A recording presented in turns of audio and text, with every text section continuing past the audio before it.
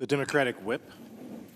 Mr. President, in 1938, British Prime Minister Neville Chamberlain touted the now infamous Munich Agreement as a way to stave off Hitler's Nazi Germany.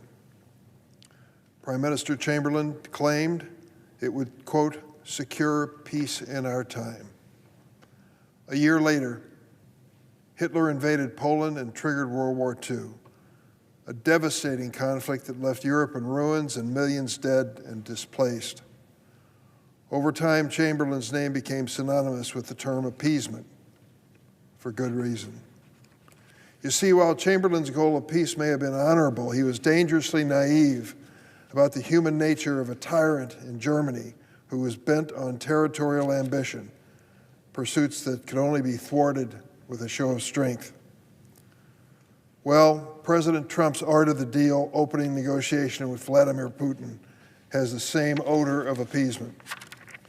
Last week, Donald Trump announced he's ready to make a deal with Russian President Putin over Ukraine, while apparently ignoring Ukraine's key demands for peace. In fact, Trump and his fledgling defense secretary publicly gave away huge concessions at the start, signaling they would not insist on a return to Ukraine's sovereign 2014 borders or future NATO membership. It's also not clear from the administration's bewildering Munich Security Conference remarks if President Trump plans to even include Ukraine or our European allies in the negotiations for the future of Ukraine.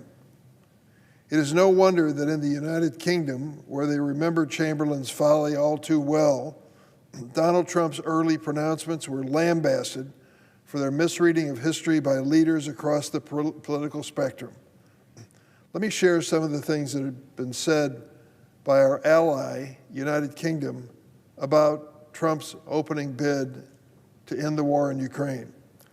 One member of Parliament lamented that the West now, quote, might be facing the worst betrayal of a European ally since Poland in 1945. And another said, surely in Europe we understand that no matter what we give Vladimir Putin, he's always going to want more. And one final member of Parliament, in a refrain I think best summarizes the situation, said, there is less the art of a deal and more a charter for appeasement. President Trump has always had a strange affinity for autocrats and dictators, a troubling character weakness for the leader of the free world to have. He almost seems to want their adoration and admiration, especially compared to the clear-eyed leadership of previous leaders, even on the Republican side, like Ronald Reagan, who knew how to deal with the Soviets. But there are real consequences to Trump's autocratic liaisons for America and allied security, ones that Republicans in the Senate ought to take pretty seriously. His crazy rants about Greenland, Canada is a 51st state, Panama, and the so-called Gulf of Mexico may be amusing to some, including himself, but it certainly does not portend well for a foreign policy of the United States. Simply caving in to Putin and walking away from Ukraine, just as Chamberlain did to Hitler, is an invitation for more confrontations in the future. Mr. President, before I was elected to the House of Representatives, in the 1970s, I was a guest of an organization known as the American Council of Young Political Leaders, ACYPL. They take young men and women who are aspiring to public office on trips to various parts of the world where you spend an extra amount of time to come to understand the situation. I was lucky. I had an opportunity to visit the Soviet Union in the worst Cold War atmosphere and environment. More than 2.5 weeks in the Soviet Union, moving from one city to the other and seeing what Soviet communism looked like. During the course of that trip, we visited what was then a Soviet Republic of Lithuania. It had a personal appeal to me for family reasons. My mother was born in Lithuania and was an immigrant to the United States at the age of 2. I'd never been there before, and I was shocked by what I saw. This once great country had become a vassal of the Soviet state, and the poor people there were struggling to maintain the most basic of freedoms. Lucky for me, a few years later, I was elected to Congress, serving first in the House and now in the Senate. And I've been able to see a dramatic rebirth of Lithuania. Of course, at the end of the Soviet Union, they had their chance and fought for democracy. They gave lives and blood for that purpose, but it worked. They won their freedom, their independence. Lithuania is not a big country with a big military budget. It is a small nation with a good military, but certainly no match for anyone like Russia today.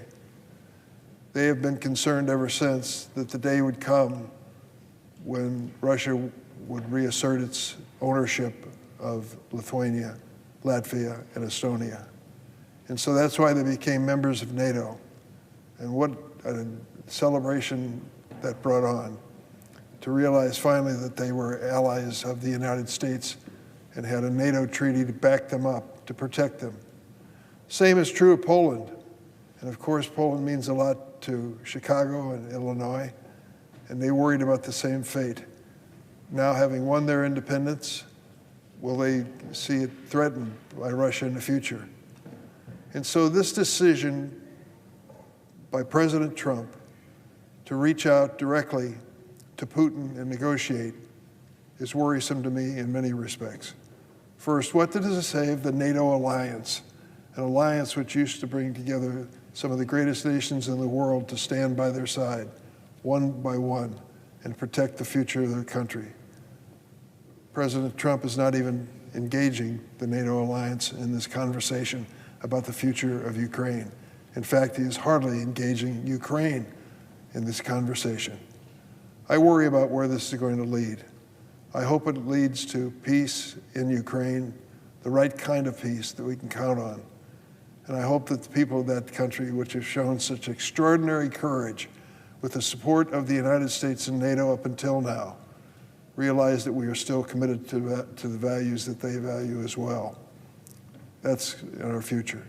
But I worry the opposite will occur, that President Trump will give in to Putin and his demands, and Putin will then target the Baltics and Poland and I don't know where in his next assault on sovereignty. That's the reality of the moment.